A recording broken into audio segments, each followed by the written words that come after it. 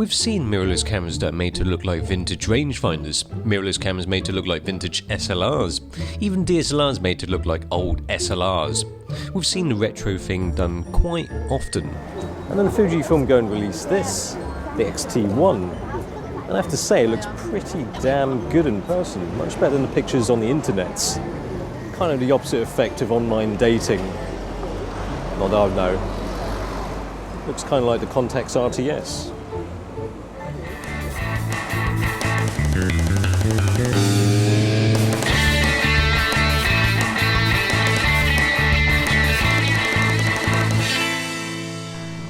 It's another striking looking X series camera. 16 megapixels X-Trans sensor without AA filter, takes the same lenses as the X Pro 1, XE2 etc. And it goes for the same dials, a more fun design. Look Nikon, the dials are actually nice to use.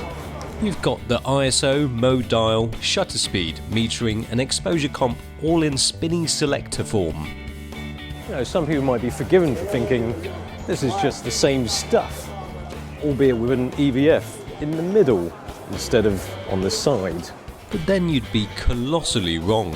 I mean, this is incredibly well put together. Magnesium alloy body, metal dials, and okay, that's a bit plasticky, unfantasticky, but most of it is pretty solid. Not quite brick outhouse, maybe magnesium alloy outhouse with a flimsy door.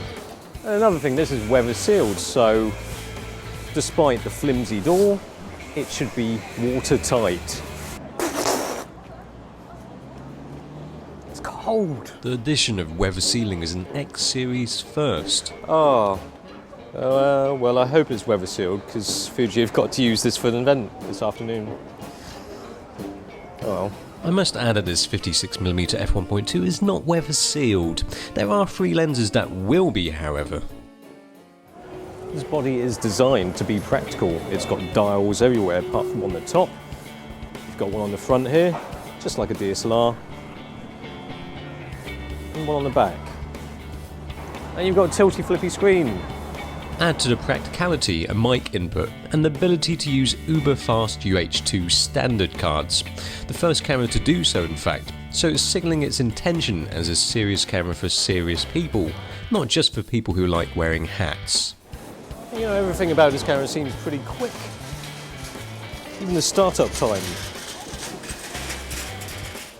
And the shutter response, super quick. Shutter response time, 0.05 seconds.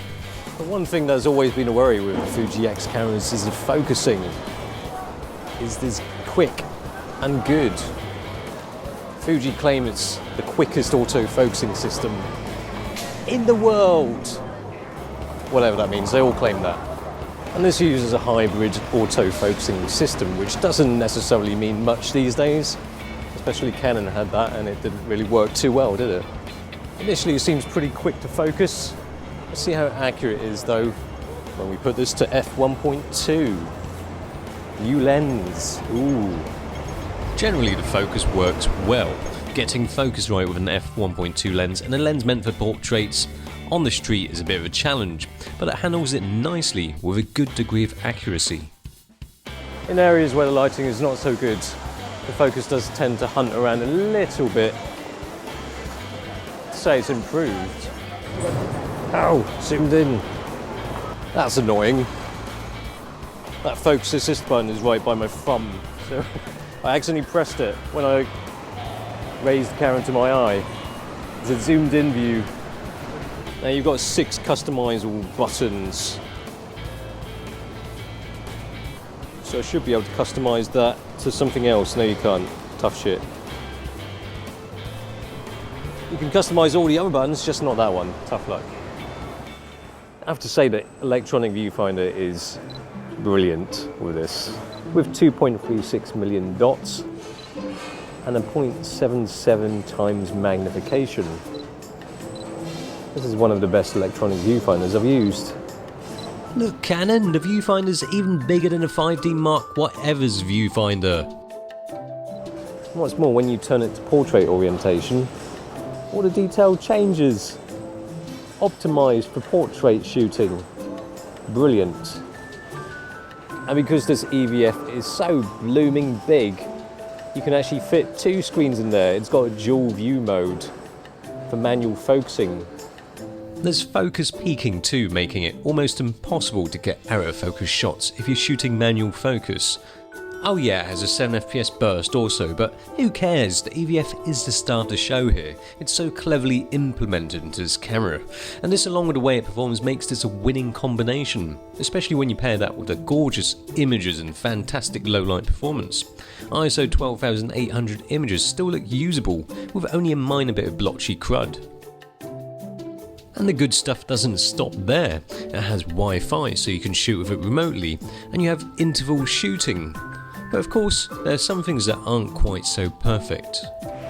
Of course you get 1080 HD video in 36 megabits per second form with just 60p and 30p options, but the X-T1 still doesn't serve up the goods for video shooters.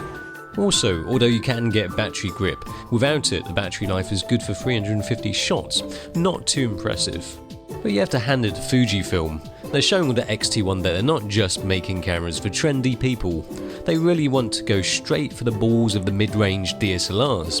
It is a good looking camera, but this is really the best thing that they've done since they conceived of the idea of the X100. The X-T1 is a winning combination of top taste and pleasing performance.